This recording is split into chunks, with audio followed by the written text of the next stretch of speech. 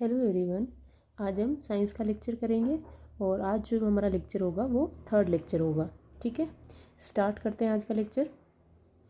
First question है, the exchange of respiratory gases in the lungs occur in. फेफड़ों में श्वसन गैसों का आदान प्रदान होता है। जो एक्सचेंज ऑफ गैसेज होता है वो रेस्पिरेटरी गैसेज का जो लंग्स के अंदर वो कहाँ होता है, तो वो कहाँ पे होगा। इसमें ऑप्शन है ब्रोंकाई, एल्वियोलाई और ट्रैकिया। तो इसका सही आंसर हो जाएगा एल्वियोलाई। ठीक है, ये कहाँ पे होगा एक्सचेंज ऑफ गैसेस, वो होगा एल्वियोलाई के अंदर। तो जो रेस्पिरेटरी सिस्टम है उसका हम लोग एक बार पूरा पार्ट देखेंगे। Respiratory system,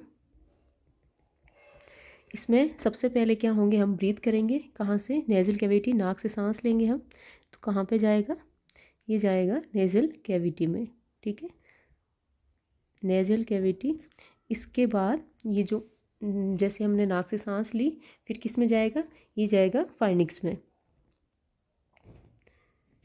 फाइनिक्स। ठीक है, और ये क्या होता है? ये जंक्शन पॉइंट भी होता है फूड एंड एयर का, junction of food and air. इसके बाद फाइनिक्स से किस में जाएगा? ये जाएगा लैरिंक्स में। ठीक है, लैरिंक्स में जाएगा। इसको क्या कहते हैं? लैरिंक्स को ही हम वॉइस बॉक्स भी कहते हैं। ये वॉइस बॉक्स हो गया। जो मेल्स में इसको क्या बोला जाता है? इसको बोला जाता है एडम्स एप्पल। ये क्वेश्चन भी पूछा गया है। ठीक है, एडम्स एप्पल। इसमें लैरिंक्स के बाद जो जाएगा वो किस में जाएगा? ये जाएगा ट्रेकिया के अंदर। अभी हम इसको पूरा डायग्राम के थ्रू भी देखेंगे। ठीक है, ट्रेकिया में गया जो गैसेस वो ट्रेकिया में जाएगी। ट्रेकिया क्या होती है? मैं इधर बना देती हूँ। ठीक है, ये जो है ये हो गया trachea, rings of cartilage,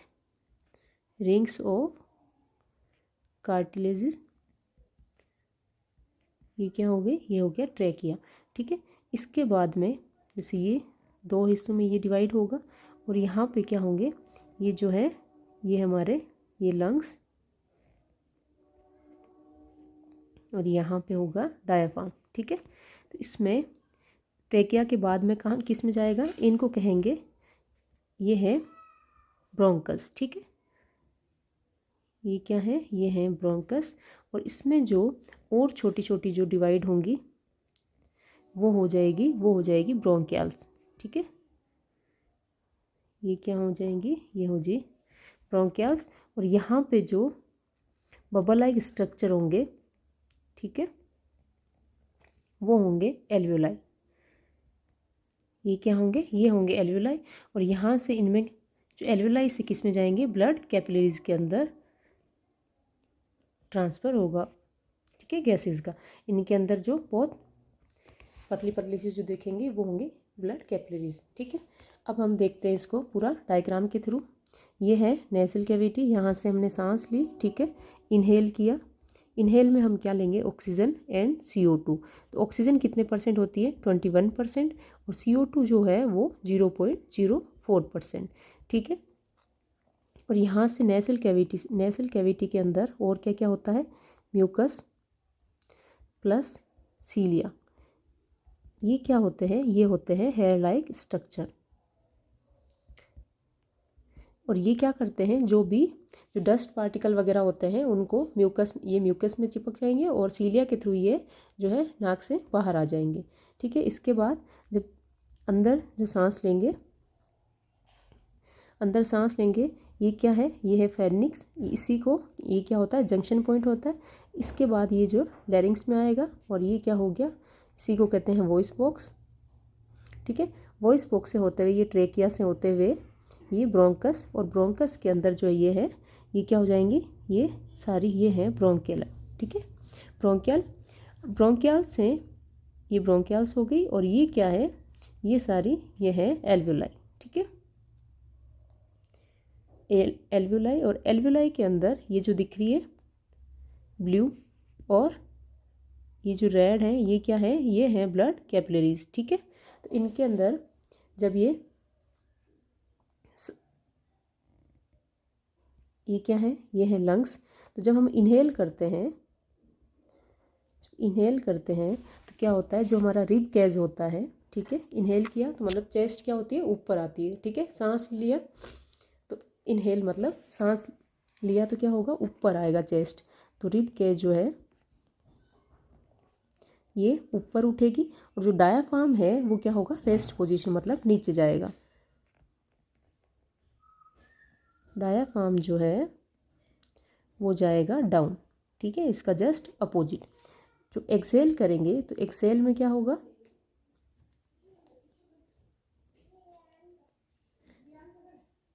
Excel में क्या होगा, एक्सेल में रिब केस डाउन जाएगी,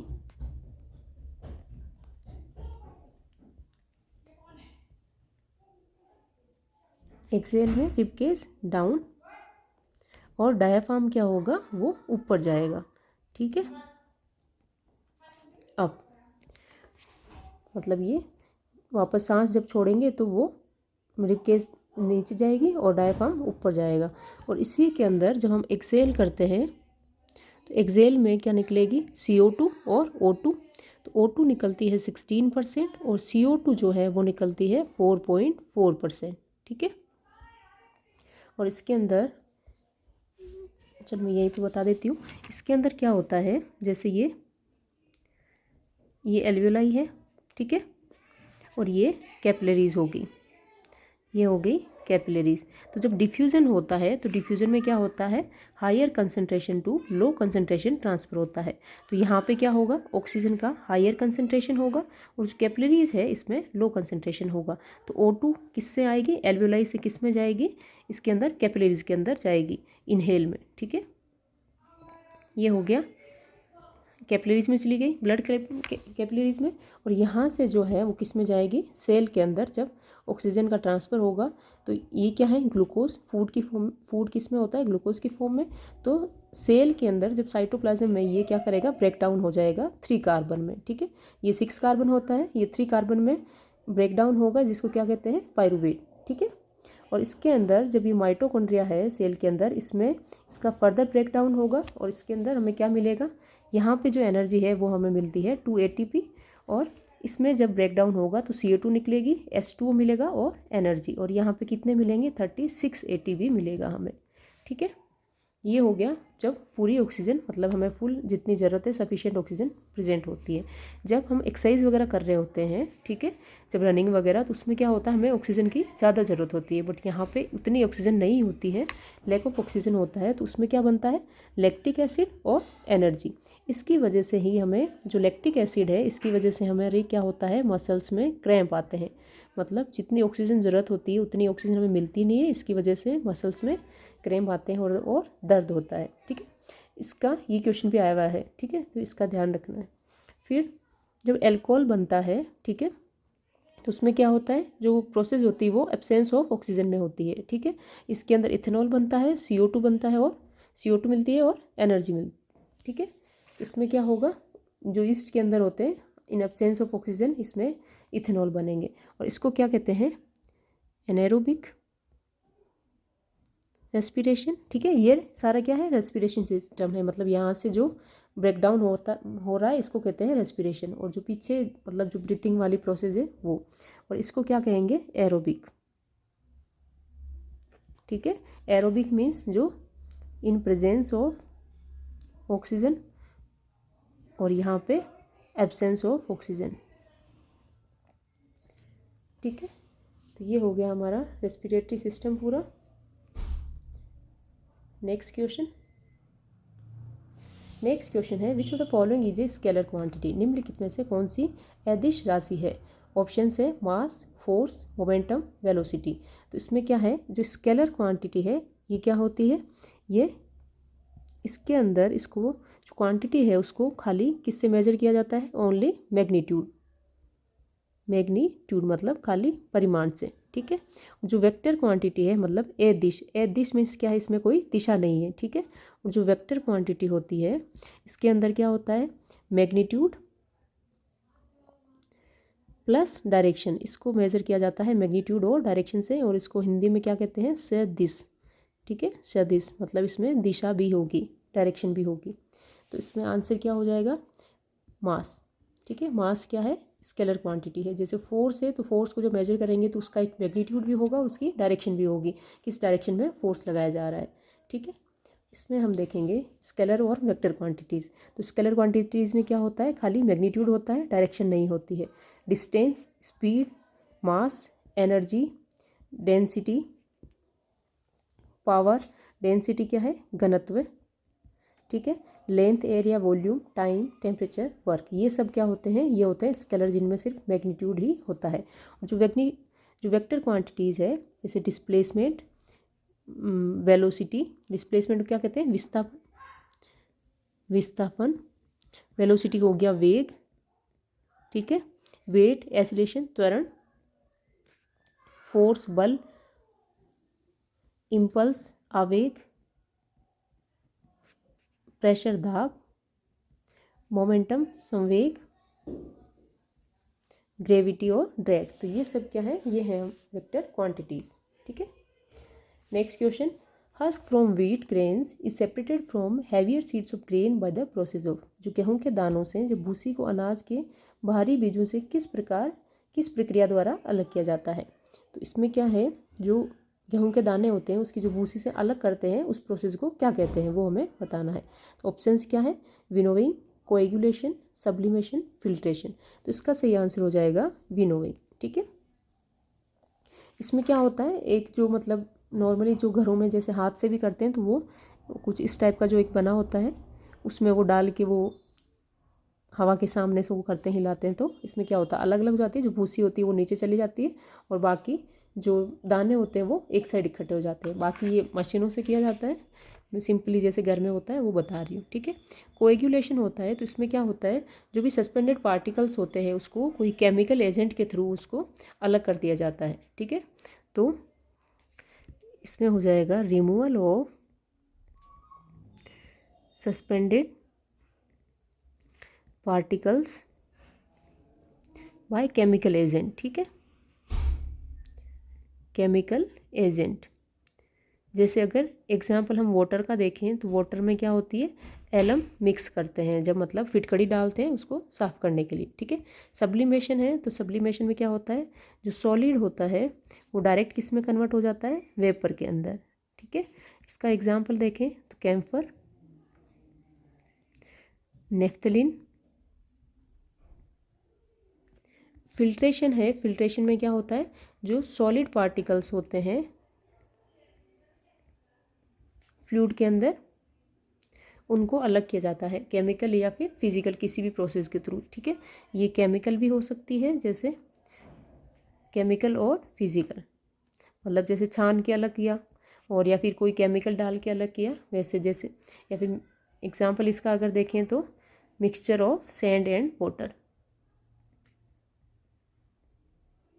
ठीक है, next question, magnoliophyta are the flowering plants which are also known as. जो मैग्नोलियोफाइटा है ये फूल वाले पौधे हैं जिन्हें किस रूप में और जाना जाता है, मतलब इनको और किस नाम से जाना जाता है। ऑप्शंस है टेरिडोफाइटा, जिम्नोस्पर्म्स, एंजियोस्पर्म्स, ब्रायोफाइटा। तो इसका सही आंसर हो जाएगा एंजियोस्पर्म्स। ठीक है, जो मैग्नोलियोफाइटा है इनको क्या कहते हैं, एंजियोस्पर्म्स कहते हैं। इसके अंदर हम क्या देखेंगे, प्लांट किंगडम। ठीक है, प्लांट्स क्या है, ये यूकैरियोट्स हैं, ऑटोट्रॉफ है मतलब खुद खाना बनाते हैं, और इनकी जो सेल वॉल होती है वो किससे बनी होती है, वो सेलुलोज से बनी होती है।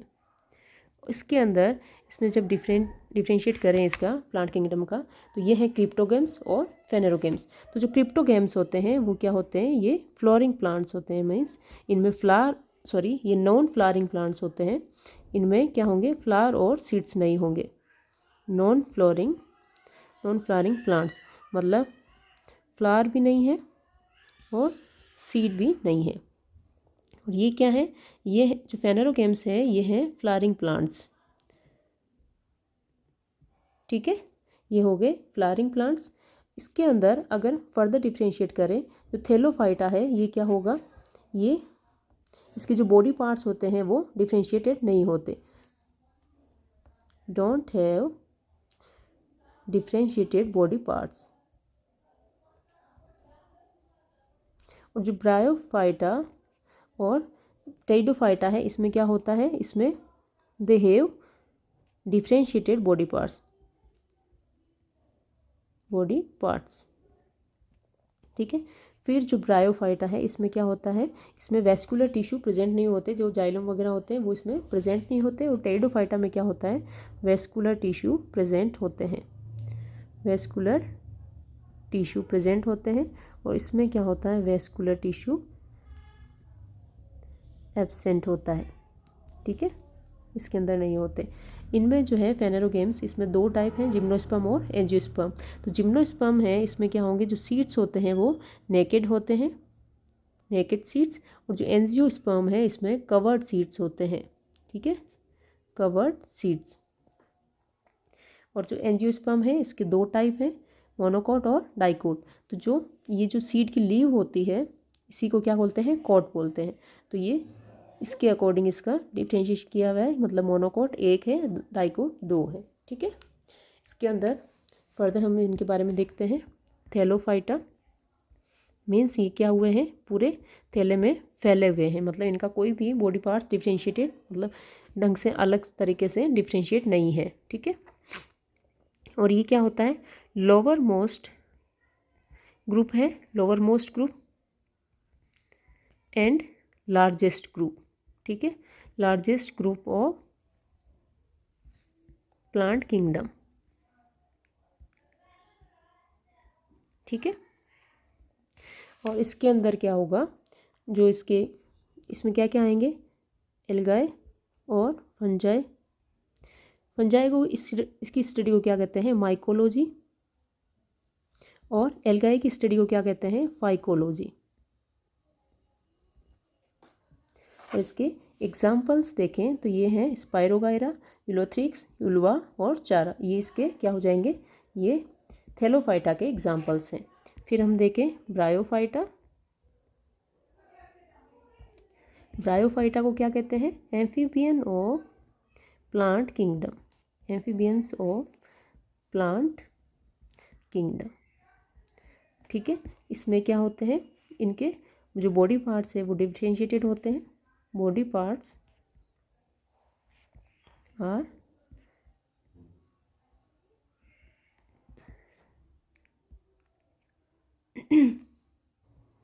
differentiated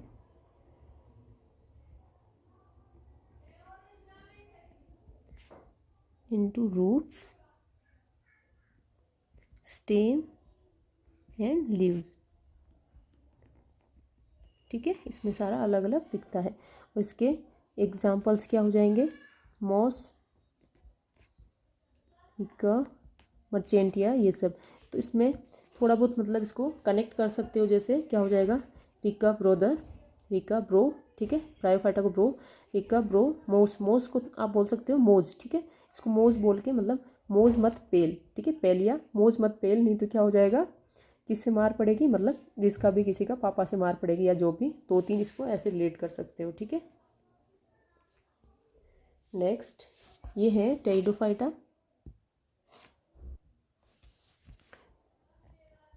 टेरिडोफाइटा, इसमें क्या होते हैं, वेस्कुलर टिश्यू प्रेजेंट होते हैं,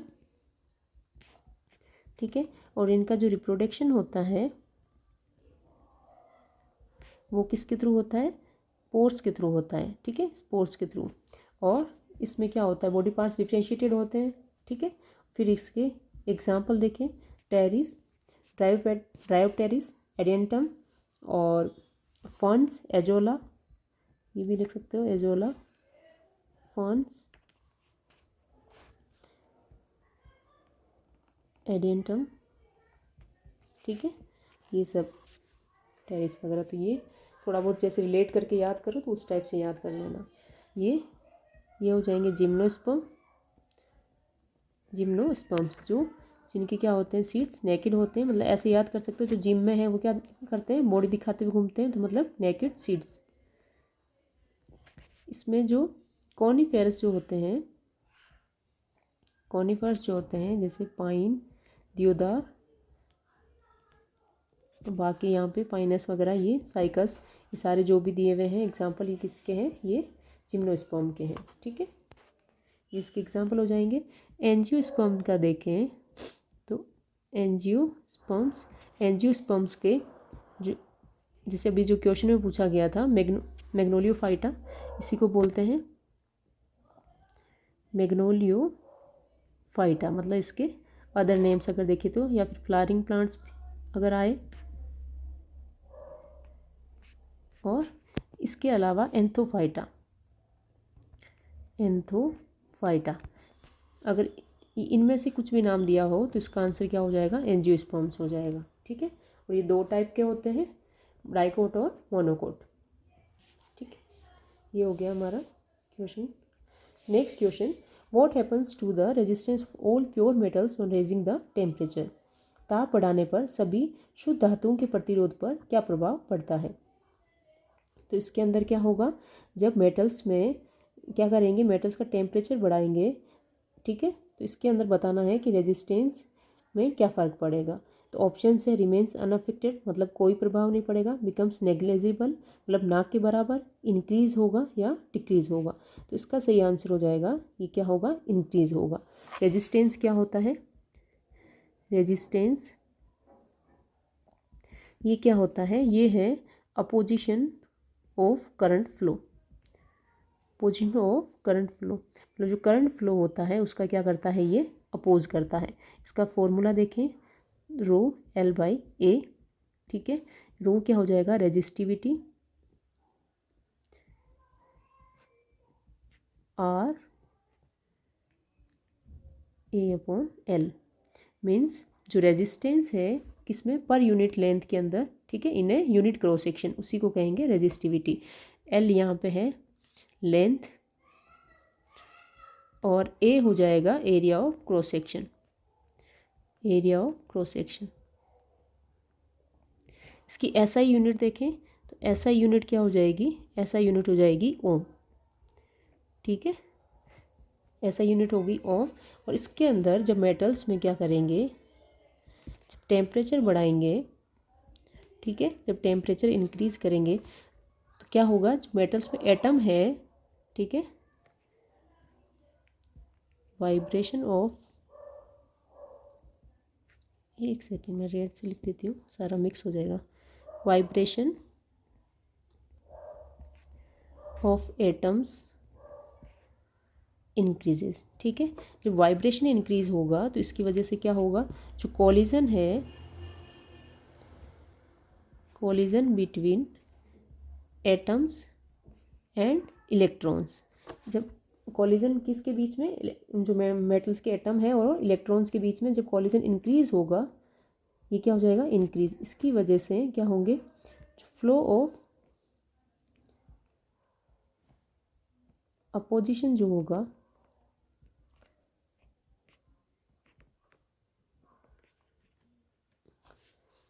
opposition of flow of electrons, ये क्या हो जाएगा, इंक्रीज हो जाएगा। मतलब वो क्या करेंगे, ढंग से फ्लो नहीं कर पाएंगे, क्योंकि कॉलिजन बढ़ जाएगा एटम्स और इलेक्ट्रॉन्स के बीच में।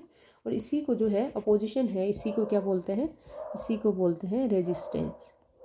ठीक है, तो इसमें क्या हुआ, जब मेटल्स के अंदर टेम्परेचर बढ़ाया तो उसमें जो वाइब्रेशंस है एटम्स के बीच में वो इंक्रीज होगी, और वाइब्रेशन की वजह से जो ज़्यादा वाइब्रेट करेंगे तो क्या होगा, एटम और इलेक्ट्रॉन्स उनका कॉलिजन बढ़ जाएगा। उनके कॉलिजन की वजह से क्या होगा, जो फ्लो ऑफ इलेक्ट्रॉन्स है वो ढंग से फ्लो नहीं हो पाएंगे और उनमें अपोजिशन बढ़ने लगेगा, और इसी को बोलते हैं रेजिस्टेंस। ठीक, जो इलेक्ट्रॉन्स का फ्लो है उसी को क्या बोलते हैं, करंट।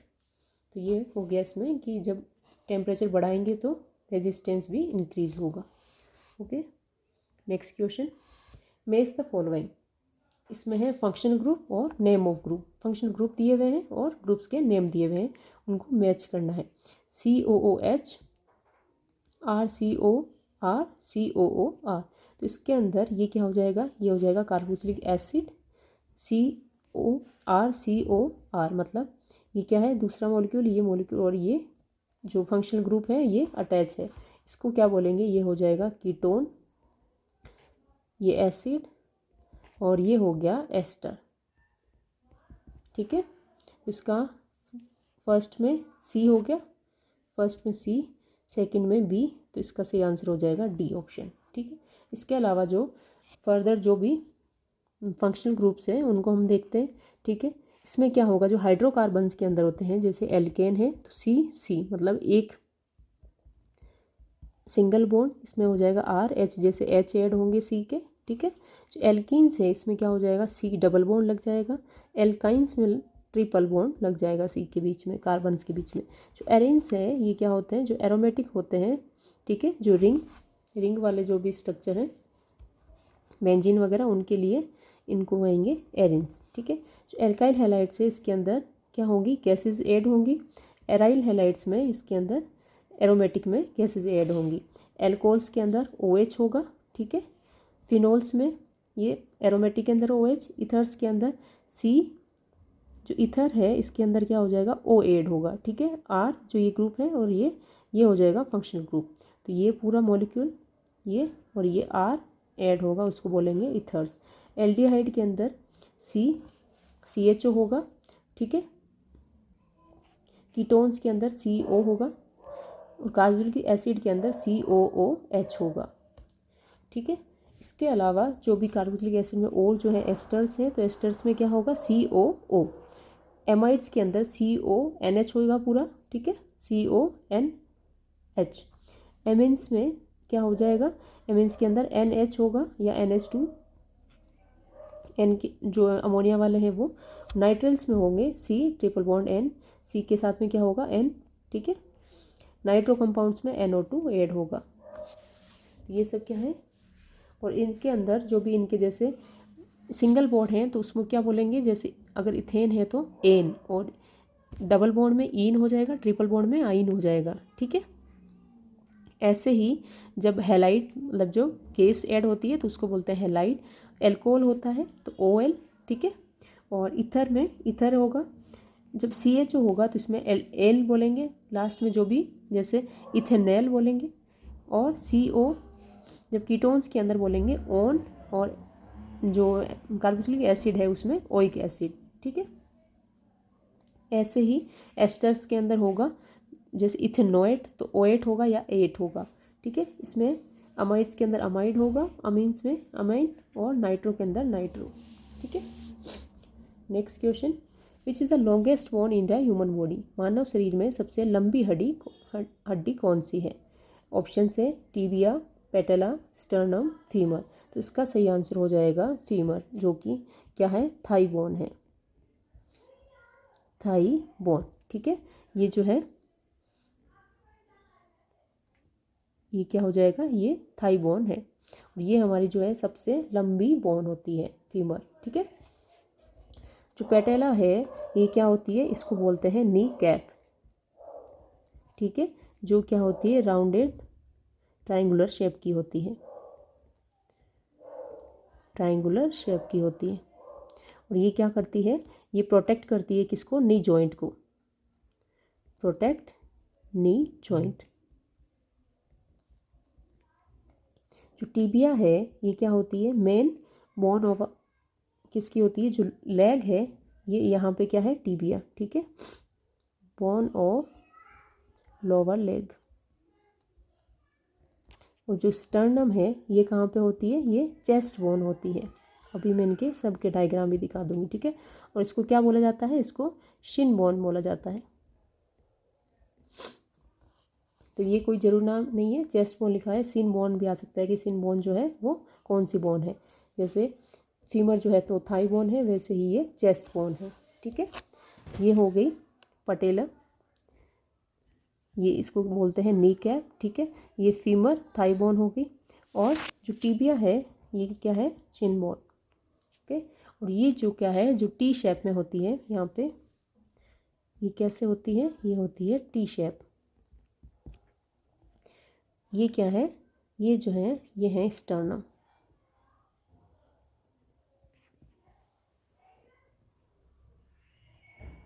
ओके। इसके अलावा और जो इम्पोर्टेंट, ये हम सब इतने प्यारी सी स्माइल देते हुए, ठीक है,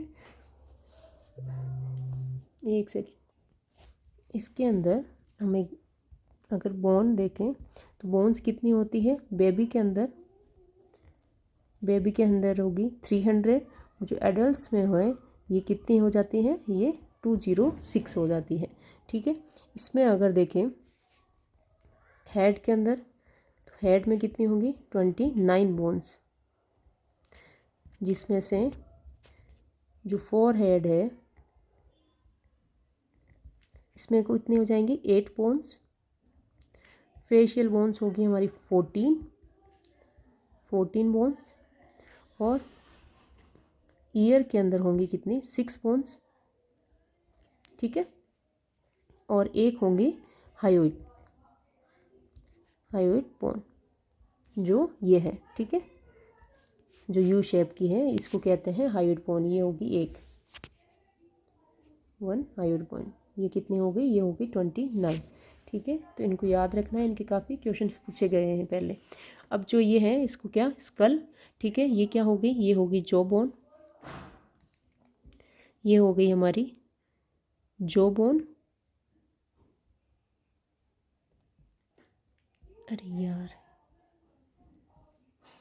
आप सबको भी ऐसे ही प्यारी स्माइल देते रहना है। ठीक है, इसके अलावा जो ये है क्लेवियल, इसको क्या बोलते हैं, इसको बोलते हैं हम कॉलर बोन। ठीक है, जो स्केपुला है ये क्या होती है, ये होती है शोल्डर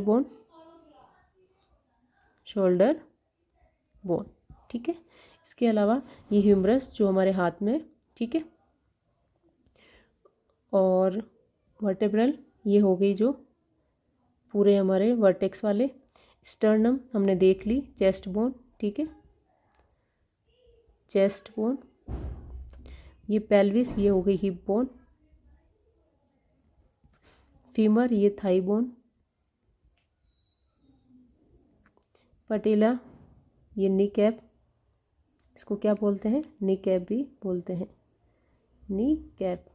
ठीक है, ये फिबुला, ये टीबिया जो लेग बोन है, और जो फेलिजेंस और टार्सेल्स ये क्या होती है, ये होती है सारी पैक की, और ये हाथ में भी ये सब यही होती है जो मेटाकार्पल्स वगैरह होती है। ठीक है, ये उलूना रेडियस ये सारी किसकी हो गई, हाथ की होंगी।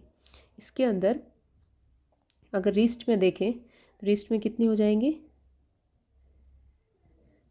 जो ये कार्पल्स हैं ये कितनी है, यहाँ पे होती है 8 स्मॉल बोन्स, छोटी छोटी कितनी हो जाएगी 8 स्मॉल बोन्स। ओके, और ये सारी पैर की। नेक्स्ट क्वेश्चन करें। नेक्स्ट क्वेश्चन है cardiogram is more closely related to. जो इकोकार्डियोग्राम किससे अधिक निकटता से संबंधित है, मतलब ये इसमें जो इकोकार्डियोग्राम है इसमें कौन सा इफेक्ट होता है।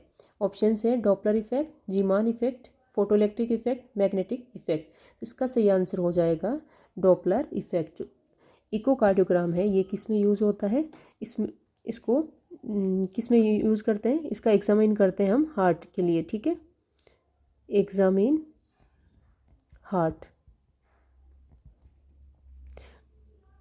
इसके थ्रू हमें क्या पता चलता है, डायरेक्शन एंड जो वेलोसिटी ऑफ फ्लो है ब्लड का वो पता चलता है। Identify the direction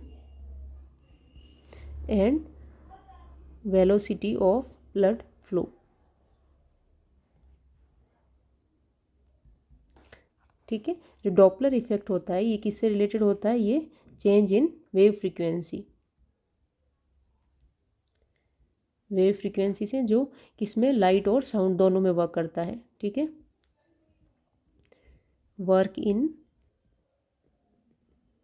light and sound both.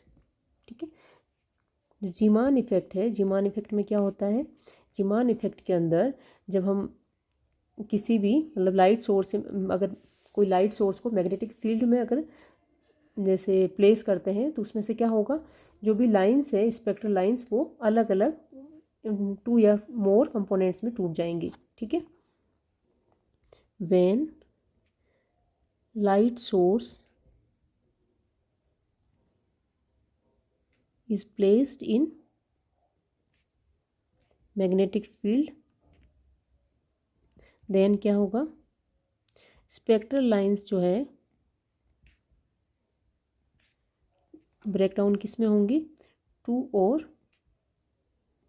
More components. और ये है इनकी जो फ्रीक्वेंसी होगी वो क्या होंगी, अलग अलग होंगी, ठीक है। जो अलग अलग कंपोनेंट्स में जो स्प्लिट होंगी ये इनकी सबकी अलग अलग फ्रीक्वेंसी होगी। जो फोटो इलेक्ट्रिक इफेक्ट है इसके अंदर क्या होता है, फोटो इलेक्ट्रिक इफेक्ट के अंदर जैसे ये कोई मेटल है, ठीक है, जब इस पे हम लोग क्या करेंगे, लाइट इंसिडेंट करेंगे, जब इस पे लाइट इंसिडेंट करेंगे तो इसमें से क्या होगा, जो इलेक्ट्रॉन्स है वो क्या करेंगे, इजेक्ट हो जाएंगे। और इसके पीछे रीज़न क्या है, जो इलेक्ट्रॉन्स है ये क्या करेंगे, electrons gain energy from the incident light.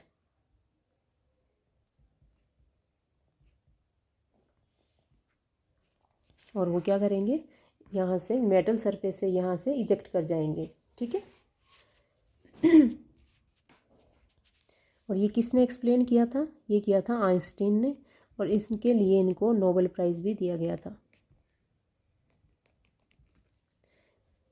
Magnetic effect क्या होता है, मैग्नेटिक इफेक्ट, मैग्नेटिक इफेक्ट के अंदर क्या होता है, जब कोई भी कंडक्टर है और इसके जब कंडक्टर के थ्रू, कंडक्टर में से हम क्या करेंगे, करंट फ्लो करेंगे तो उसमें से क्या होगा, मैग्नेटिक फील्ड क्रिएट हो जाएगा। और ये जो मैग्नेटिक फील्ड है ये किस पे, जो भी मूविंग चार्जेस है इसके अलावा जो अदर मूविंग चार्जेस है उस पर फोर्स एक्सर्ट करेगा, इसी को ही बोलते हैं मैग्नेटिक इफेक्ट, ठीक है। When electric current flowing through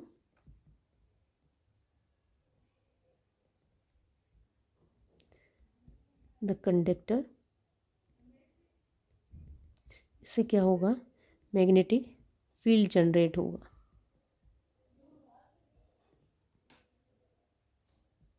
ठीक है। और इसी की वजह से क्या होगा,